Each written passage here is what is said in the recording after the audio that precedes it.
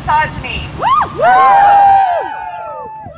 The events in Spaniards Bay have brought the ongoing issue of sexual harassment to the fore. Let's break the silence. We're here today because the sexual harassment that took place in Spaniards Bay Fire Department is not an isolated event. It is not unique to Spaniards Bay, and it is not unique to fire departments. Sexual harassment remains endemic in our society, our workplaces, our universities, and our schools. Let's make our voices heard. Yeah.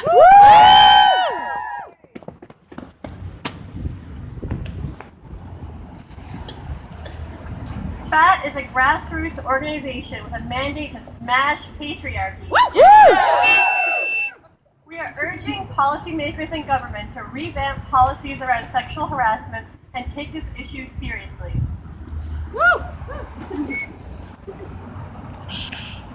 As we've said, what happened in Spaniards Bay was not an isolated incident. In 2015, when Valerie Penton, who worked at the Confederation building, came forward to the media about being continuously sexually harassed at work, the previous government consistently delayed an independent review into their sexual harassment policies. Then they depoliticized the entire venture to include all forms of harassment.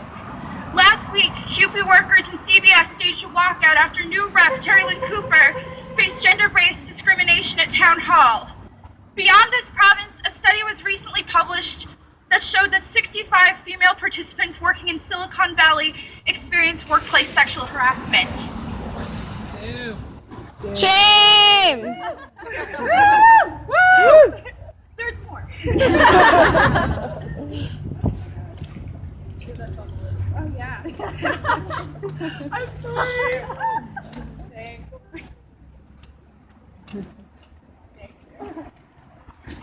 While it's convenient to chalk up what happened to Brenda Seymour as small town mentality, we're living in a culture in which people who come forward about gender-based sexual harassment are marginalized and undermined by the structures that should support them. That's right. Woo! Woo! Our municipalities need comprehensive training on sexual harassment. People in positions of authority need to make it clear that gender-based discrimination is not okay. Everyone needs to speak up and change the conversation around sexism in our workplaces. And we need to work together in solidarity for those who feel they can't speak up.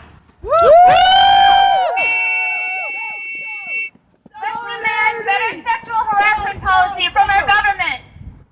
Let's demand change in our workplaces. Let's demand equality. Our next speaker is Renee Sharpe, a Wendo women's self-defense instructor, a welder, and an incredible voice in this community who works every day to empower women to fight back against sexual harassment, sexual assault, and gender-based violence. Yeah! Thank you. Yeah, my name is Renee Sharpe. I am here today as a welder, woman in the trades, a male-dominated trade, as women in punk, playing in bands in a male-dominated subculture, and as a Wendo women's self-defense instructor. I, like so many of you here today, am no stranger to sexual harassment. When I went to welding school, I was ready. I had my tough face on. I said, zero tolerance for any harassment that I may experience here in this 2-year course. Disappointingly, the men didn't think I belonged there at all. I was the only woman in the welding program. This was in Montreal. This was 6 years ago. And they definitely sexually harassed me. They told me that I didn't belong there. They made threats of sexual violence. They made demeaning comments about my body. They asked me inappropriate questions about my sexual history. Our municipalities need comprehensive training on sexual harassment. People in positions of authority need to make it clear that gender-based discrimination is not okay.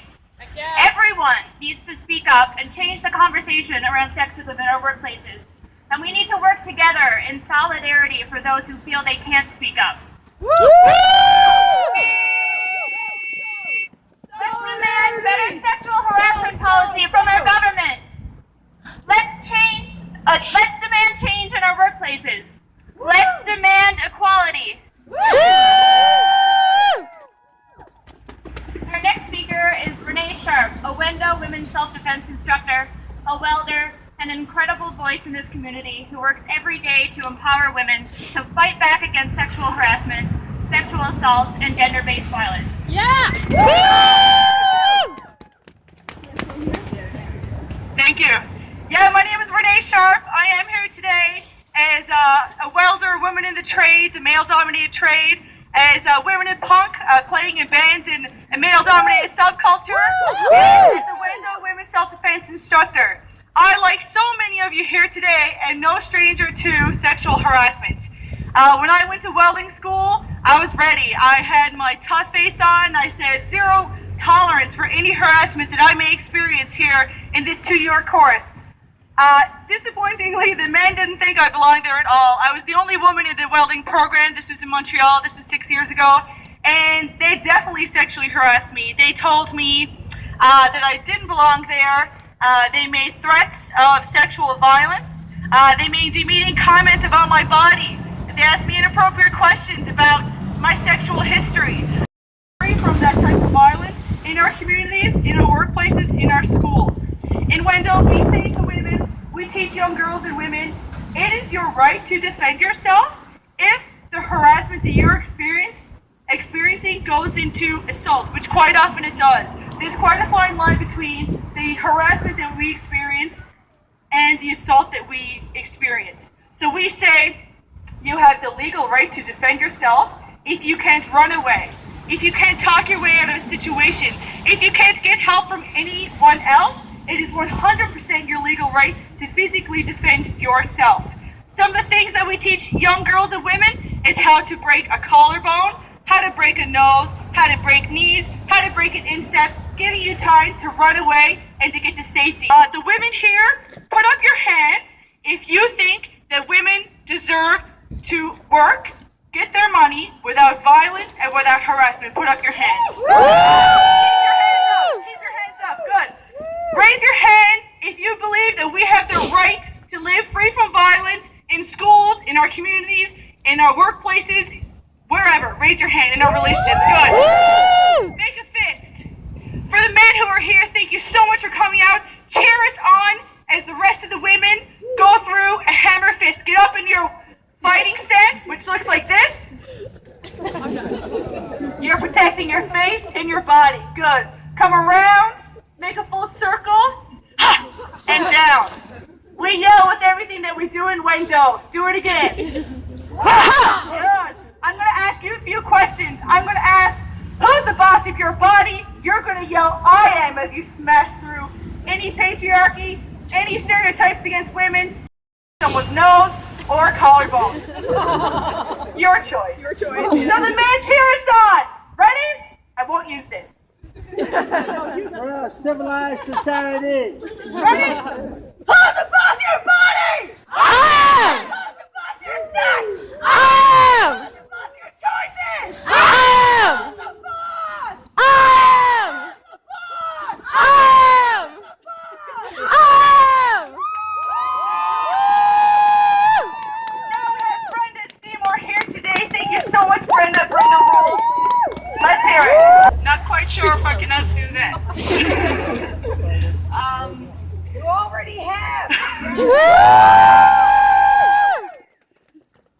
2010, what started off as a fight for myself to have the right to training and have the right to support and ensure a safe workplace. It was all about me. Turned into something very ugly in 2014. The harassment grew. I won one fight and I ended up in a battle for another one. That's been a long fight since 2014 to the fall of 2015 when I finally came to municipal government for help. There were a lot of incidents in between April of 2014 to October of 2015 when I first revealed it to municipal government. I'm not going to get into those incidents right now. I brought forth the ones that I thought were more prevalent. It's been nearly 4 months. In another 10 days, it'll be 4 months since I first revealed that to municipal government. What started with me ended up as a departmental problem, which ended up as a municipal problem, which I saw that could be fixed with some provincial input, which now I realize is a federal problem, because along the way I met many supporters, and I also was introduced to something that was similar to a disease or a cancer right across the country. Last night I spent a lot of time communicating with a lady called Kirsten Rudolph. She was one of the ladies who gave documentary on the Fifth Estate with her issue as a female firefighter in Port St. James, British Columbia, on the very borders of our west coast.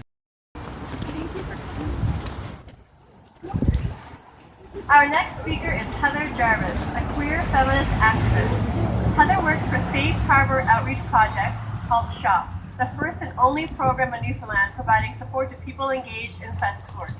Welcome, Heather.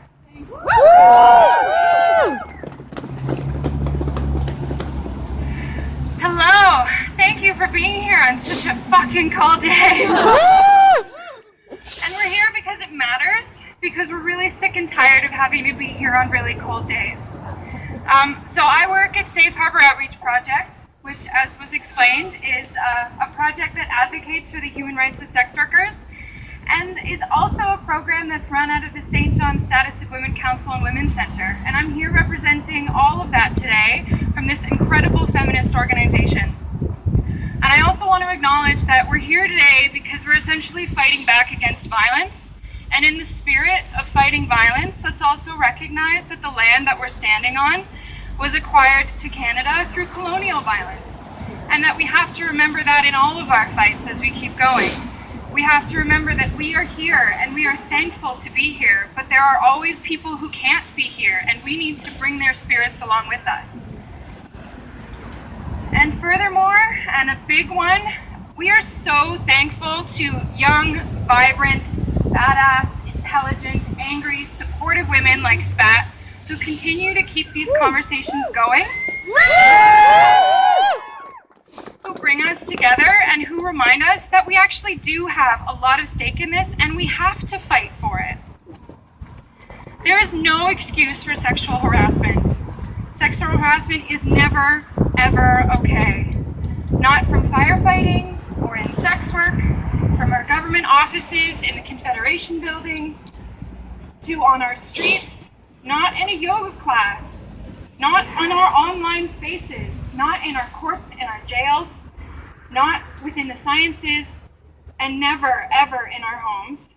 There is no excuse for sexual harassment, not because it was supposed to be a joke, not because boys will be boys, not because women are too ambitious or too sensitive, not because somebody is a sex worker or trans or an immigrant or something else that is not represented or understood by the mainstream. There is never, and there is a big difference between clashing personalities and sexual harassment. There's a big difference between disagreeing with women online and stalking them. There's a big difference between safe workplaces and workspaces and our streets when we feel uncomfortable and unsafe and truly in fear. Sexual harassment, online and in person, is a form of violence. And it's a form of gender-based violence. And even though all genders experience sexual harassment, women are targeted above and beyond. And it's a form of violence that really does make us feel unsafe, and I think we have to keep grounding it in that. This isn't because we're just tired of it and it's inconvenient. It's because we are fearful and we are unsafe and we don't know what to do about it because it's not about us. The behaviors and the decisions are not our choice. The men around us, particularly as our co-workers, our family members, our friends, as artists and teachers and ministers and mayors and our bosses, need to know that this is not a women's problem. Woo! It's not something that women are responsible to solve and to fix. That we need you to show up too and to commit to this work. Because we keep telling you that this is a problem. We keep telling you that we are scared. We keep telling you that this is not okay. And we need you to show up. We need you to hear us, but more importantly, we need you to listen to us and then to act. Woo! The St. John Status of Women Council is concerned because sadly the government does tolerate sexual harassment because they've done nothing to revamp the sexual harassment policies, even though they know that women face this violence in our cities, in our provinces, and across our country every day in almost every field. I heard a really poignant comment from a woman this week, and it really reminded me of where we have to root our conversations about this. She said, harassment is not in the eyes of the harasser. When men on the street say they're just paying us a compliment, when a fireman makes an offhand comment about jerking off on somebody's equipment, when they actively try to say something to make women uncomfortable in the communication, when they tell us, when we vocalize our experiences of sexism, not all men, when women have to say over and over and over again, these people are not recognizing that they are harassing us, and they won't. And to pretend that they are the ones who should be able to define what harassment looks like is a huge part of the problem. No one wants to believe that the people that they care for and that they love are capable of these acts, but they are, and we need to hold them accountable, and we need to help bring them into the conversation. We need sexual harassment to stop because this isn't our problem. We need men to commit to this work, and especially men in government, and to move on, and to instead finally create sexual harassment legislation that is backed up by policies. But more than that, when they're creating this legislation and policies and codes of conduct that follow, organizations like the St. John Status of Women Council, like SPAAT, like so many of the awesome feminist organizations in this city, are the people who have fought against sexual harassment for decades. We know it, we understand it, we live it, and we support the people going through it. So when these policies are created, when legislation is tried to be put into action, come and call us. Ask us for our knowledge, consult with us, and bring us to the table before you once again define for us what harassment does or does not look like. When we tell people that sexual harassment is happening and we're feeling unsafe, people have a choice. They can believe us and they can be in our corner, or they can choose to brush it off and to blame us. And if they choose that, we have to ask, who are they really protecting? We can do better, we have got to do better, and we demand better, because those are our rights. And so here's a message to Spaniards Bay, to the mayors, the ministers, and the men. If you didn't know, now you know. Your move.